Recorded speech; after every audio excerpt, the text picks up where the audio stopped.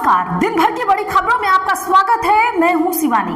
आज की खबरों में बात होगी कॉकरोच के दोबारा प्रदर्शन में उमड़ा जनसैलाब, नीट एग्जाम से ठीक पहले बड़ी गड़बड़ी, इस्तीफे की लटकी तलवार की और ममता के ऋण पर वार, 440 करोड़ फंसे, खाते सीज, बंगाल पुलिस ने शुरू की जांच की। राजस्थान भाजपा में मची खींचतान, मंत्री ने सीएम पर उठाए सवाल, घोटाले में फंसाने का आरोप की। और खबर के अंत में बात होगी अपने ही साथी के खिलाफ डिप्टी सीएम मौर्य, क्या यूपी में सब ठीक नहीं की। इसी के साथ आज दिन भर की सही बड़ी और प्रमुख खबरों को जानेंगे विस्तार से। उससे पहले एक नजर सुर्खियों पर। देशवाद में प्रचार पहले कांग्रेस ने सरकार को घेरा, कहा ट्रंप के सामने नाविकों के मरने पर चुप रहे पीएम मोदी। एमपी में मिनिस्टर के बंगले पर ट्रांसफर डील, ऑन कैमरा बाबू बोला मंत्री बगैर नहीं होगा। एसडीओ के 15, नर्स के 5 लाख रुपए फिक्स। केजरीवाल बोले देश को मजबूत प्रधानमंत्री की जरूरत, 3 भारतीयों के मरने पर ट्रंप के सामने कमजोर साबित हुए मोदी।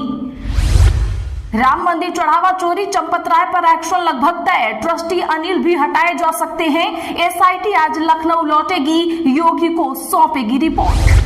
टीएमसी नेता जहांगीर खान की पत्नी गिरफ्तार, समर्थकों के साथ फालता थाने पर हमले का है आरोप, पुलिस ने पति से कान पकड़वा कर परेड कराई थी। महाराष्ट्र में हनुमान मंदिर की गिरी, 36 से 40 लोगों के दबने की है आशंका, आज दर्शन करने भीड़ उमड़ी थी। आम आदमी जरूरत के सामान खरीदने में असमर्थ, कांग्रेस ने बढ़ती महंगाई के लिए केंद्र सरकार को बताया दोषी। पंजाब सीएम की अकाल तख्त में पेशी का वीडियो हो रहा वायरल, बोले शराब वाली वीडियो एआई से बनाई गई, इसकी वैज्ञानिक जांच जरूरी, जत्थेदार गुरु दोषी घोषित कर चुके। साहस, सादगी और सेवा की मिसाल, राष्ट्रपति मुर्मू के जन्मदिन पर पीएम मोदी समेत कई बड़े दिग्गज ने दी बधाई। इसराइल ने 8 घंटे में ही लेबनान से सीज फायर तोड़ा, ड्रोन और तोप के गोले दागे, 16 मरे। नेतन्याहू बोले अभी भी वार जारी रहेंगे। राष्ट्रपति द्रौपदी मुर्मू पर डॉक्यूमेंट्री बनाएंगे आमिर खान, काला हिरण की रिलीज रोकने की मांग पर सलमान खान को राहत नहीं, 1 जुलाई को होगी सुनवाई। योगी आदित्यनाथ बोले सपा के लिए सैफ ही परिवार था, माफिया से अवैध वसूली करवाते थे, निकम्मेपन की वजह से बुंदेलखंड पिछड़ा। पंजाब कांग्रेस में बड़े बदलाव के संकेत, दिल्ली में खड़गे के घर जुटे दिग्गज, जल्द हो सकती है नई नियुक्तियों की घोषणा। गाजी मियां दरगाह में करोड़ों के गबन का आरोप, मंत्री ने बहराइच डीएम से मांगी रिपोर्ट, भाजपा नेता ने सीएम को लिखी थी चिट्ठी।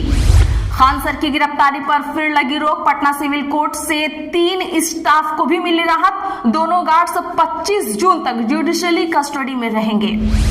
उद्धव ठाकरे बोले मैं पार्टी अध्यक्ष का पद छोड़ने को तैयार, शिंदे का आरोप, उद्धव ने सत्ता के लिए बाल ठाकरे की विचारधारा तोड़ी।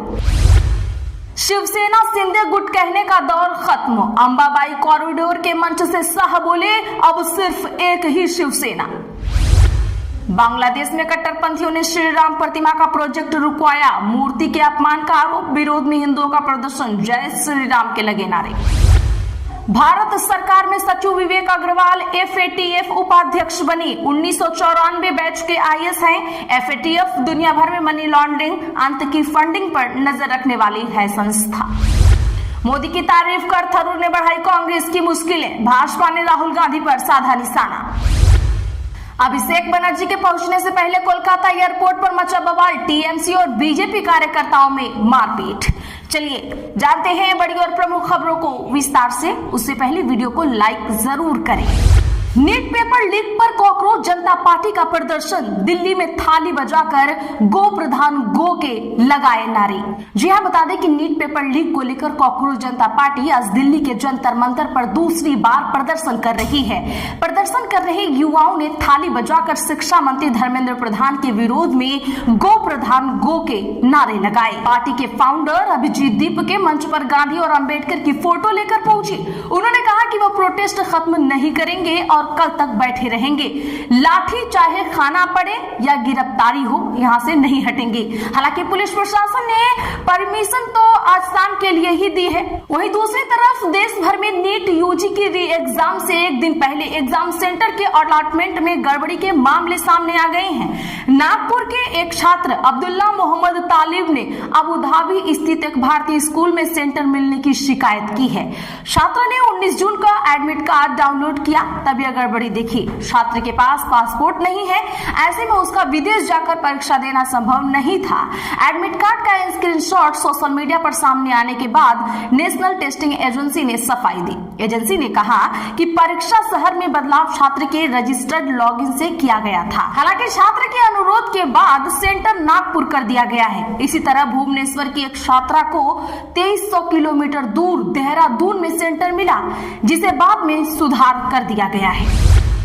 टीएमसी में 440 करोड़ का फंड और 3 बैंक अकाउंट हुए फ्रीज। पश्चिम बंगाल विधानसभा चुनाव हारने के बाद से ही ममता बनर्जी की मुश्किलें लगातार बढ़ती जा रही हैं।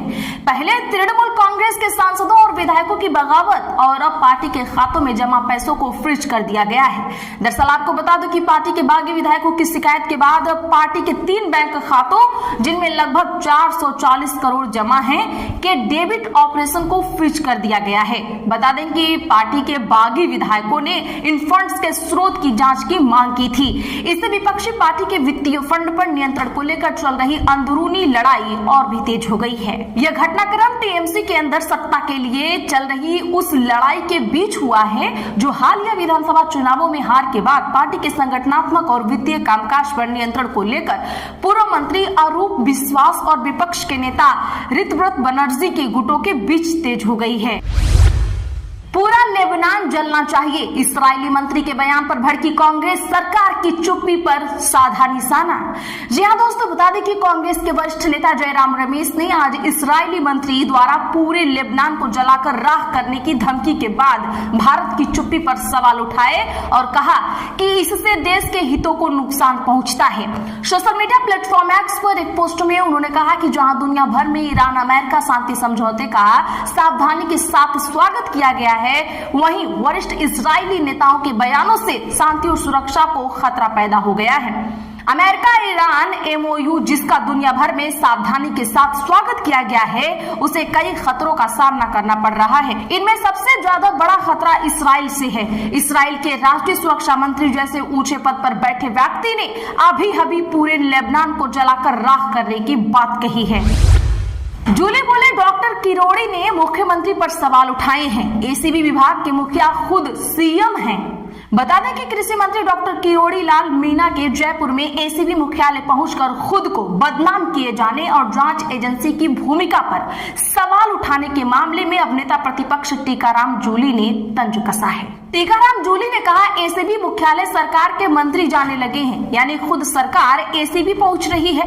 डॉक्टर किरोड़ी कैबिनेट का हिस्सा हैं और सरकार कैबिनेट होती है। मंत्री ने अपने ही मुख्यमंत्री पर सवाल उठाए हैं, क्योंकि उस विभाग के मुखिया हमारे मुख्यमंत्री ही हैं। जूली ने कहा, बीजेपी राज में सरकार तबेला बन चुकी है, किसी की कोई जवाबदेही नहीं है। सरकार के कैबिनेट मंत्री एसीबी मुख्यालय जा रहे हैं। डॉक्टर लाल मीणा एसीबी की कार्रवाई पर सवाल उठा रहे हैं और वे कह रहे हैं कि मेरा नाम उछाला जा रहा है।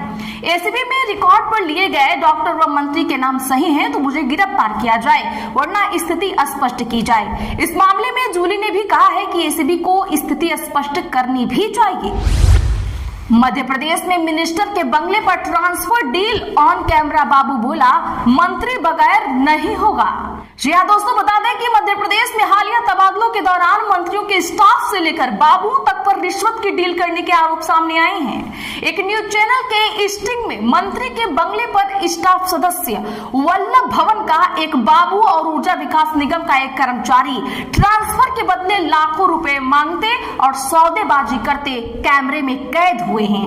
स्टिंग में मंत्री के स्टाफ के कर्मचारी ने आरएईओ के तबादले के लिए 2.5 लाख रुपए, वल्लभ भवन के बाबू ने नर्स के तबादले के लिए 5 लाख रुपए और ऊर्जा विकास विभाग निगम के कर्मचारी ने 4.5 लाख रुपए मांगे।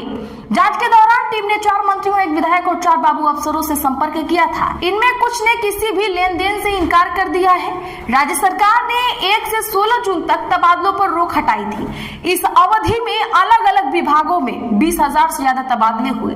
प्रक्रिया के तहत ऑनलाइन आवेदन अनिवार्य था। स्टिंग ऑपरेशन के लिए टीम ने फर्जी आवेदनों के जरिए संबंधित लोगों तक पहुंच बनाई और भरोसा जीतने के बाद मुलाकातें की। देशवाद में प्रचार पहले कांग्रेस ने सरकार को घेरा, कहा ट्रंप के सामने नाविकों के मरने पर चुप रहे पीएम मोदी। जी हां, बता दें कि कांग्रेस ने आज प्रधानमंत्री नरेंद्र मोदी पर तीखा वार किया है। अमेरिका द्वारा 3 भारतीय नाविकों के मारे जाने का मुद्दा अमेरिकी राष्ट्रपति डोनाल्ड ट्रंप के सामने ना उठाने पर नाराजगी जताई गई है। विपक्ष ने आरोप लगाया कि सरकार का मंत्र नेशन फर्स्ट नहीं बल्कि पीआर फर्स्ट है, यानी देशवाद में प्रचार पहले। फ्रांस में G7 शिखर सम्मेलन के इतर बुधवार को मोदी और ट्रंप के बीच द्विपक्षीय बैठक हुई थी।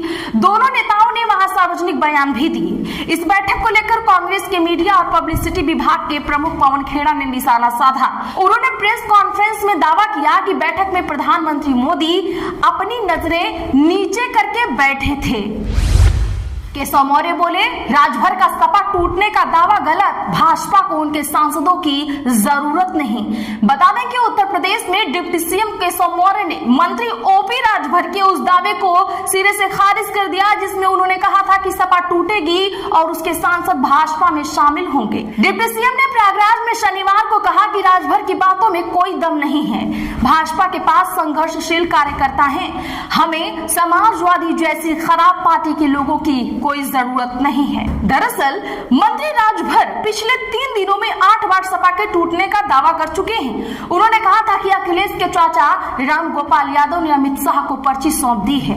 उनसे कहा है कि इतने सांसदों को आप पार्टी में ले लीजिए। वहीं गुरुवार को केशव मौर्य ने भी कहा था कि सपा के 25 से 26 सांसद भाजपा में आने के लिए तैयार हो चुके हैं। तो आज के लिए बस इतना ही। ऐसी ही खबरों के लिए चैनल सब्सक्राइब करें और बगल में घंटी के निशान को जरूर दबा लें। वीडियो को लाइक और शेयर करना ना भूलें।